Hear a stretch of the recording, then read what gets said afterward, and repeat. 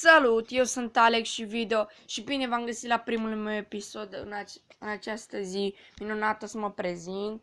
Eu am mai avut un canal de YouTube anterior, Alex Gamer AK27, dacă îl știți.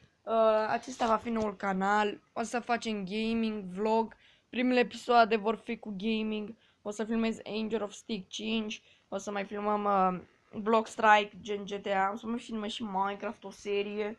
Poate vom face vloguri la țară despre niște împușcături care vor fi cele mai interesante.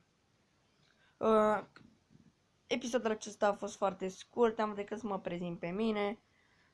Nu uitați să apăsați butonul de like dacă v-a plăcut, îmi pare rău dacă episodul a fost prea scurt, dar am avut decât câteva chestii despre mine. Să mai spun că sunt un băiat din București, sectorul 3, am 12 ani, trec clasa 6 și cam atâtea. Mulțumesc pentru vizionare și dacă v-a plăcut videoclipul, nu uitați dați un like, un share și abonați-vă dacă doriți.